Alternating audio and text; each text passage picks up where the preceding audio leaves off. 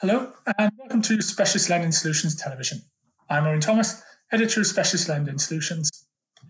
Joining me on our panel today are Nick Jones, Commercial Director of Roma Finance, Harry Landy, Managing Director of Enterprise Finance, and Joe Aston, National Sales Manager at Vantage Finance. Thanks very much for joining me, everyone. So we've been talking in this series about the future evolution of the high street, and one expected trend is for greater emphasis on residential space. And a likely source of this is going to come from conversions of current commercial space. So, Nick, from your experience, how common is it that at present, and how easy is it to do? I think we're certainly seeing a lot more opportunity in that commercial to residential conversion in town and city centres as well. I think the changes in the permitted development rights has certainly opened up more doors to more investors looking to diverse their property portfolios as well.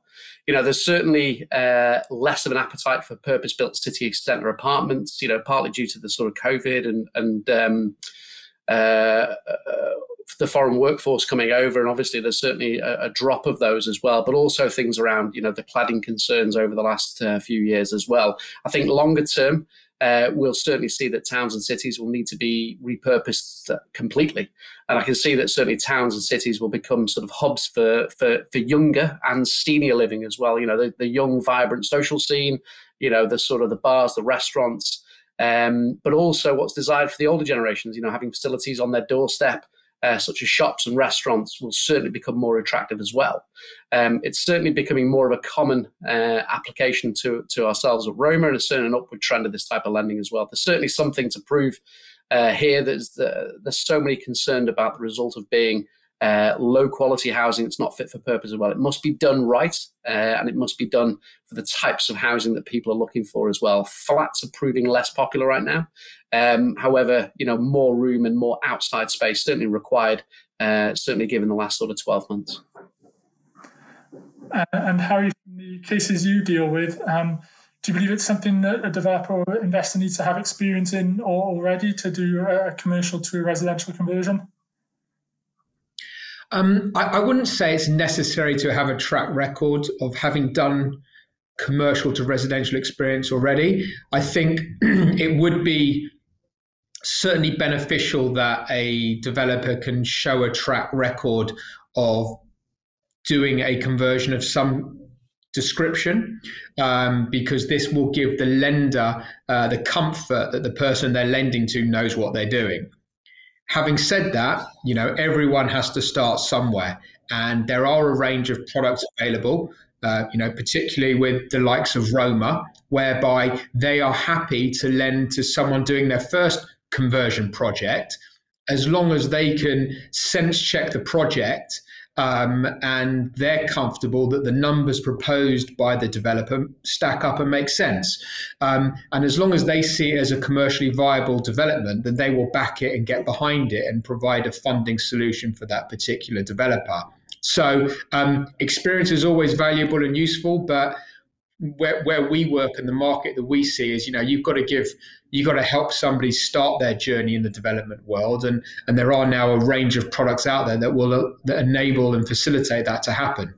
You're absolutely right. It's not just around the experience what the person has, but it's also what team they've got around them as well. And just because someone doesn't have the experience, it could be that the fact that they've got the right team around them. You know, it might be the contractor team, it might be the QS, it might be the architect, it might be the people they've got around them advising them. It's not just down to experience, but it's down to the actual the people before the property, as it were. And that's very much an ethos at Roma, is that we look at the person and the team of the people that are working on the development before we actually look at just what the property is or what the numbers are as well. So it can allow people to move into this commercial resi conversion experience a lot easier than with other lenders within that market as well. And Joe, how does that sit with yourselves at Vantage on the experience, and then the funding options and the exit plans which you're going to be looking for your clients? Yeah, I think when it comes to experience, crucially, Nick and Harry have both touched on it. There are options for all sorts of experienced borrowers or non-experienced. I think our job as brokers is to set expectations up front as to what that might cost and what that product might look like. When it comes to funding products for work such as this, there's a variety of variable factors that you have to take into account as to what is the best option. Short-term finance, bridging finance, is often used for anything that involves any form of refurbishment, from light refurbishment all the way up to a PDR scheme or heavy refurbishment, change of use, etc. It's up to us to understand the monthly cost implications of that, what looks good in this market, which lenders are lending based on a client's experience, and does the time frame of that loan work for the time frame of the build or the works to be done. If the works look a little larger, at the top end, although you'd historically associate development finance with a ground up build, a scheme might be big enough that it warrants full development finance and a monitoring surveyor throughout and a clearer exit strategy that's maybe more than 12 or 18 months away. And again, that's up to us as specialist mortgage brokers to engage with the specialist lending market who know this space like the back of their hand.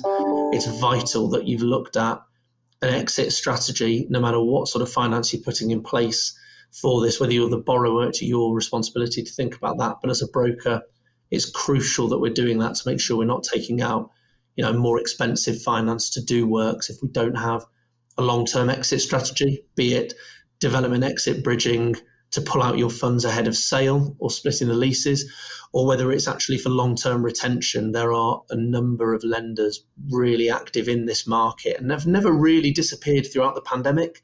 Actually, the specialist market really stood up and were counted when they were asked to for, good quality business like this.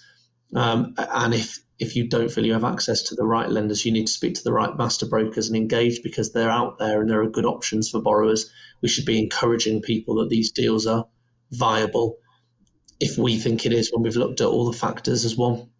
Thank you very much for that, Joe. And thank you to the panel for a fine roundup of what's going on and what you should be looking for when supporting commercial to residential conversions. So thank you very much for joining us, and we'll see you next time on Specialist Lending Solutions Television.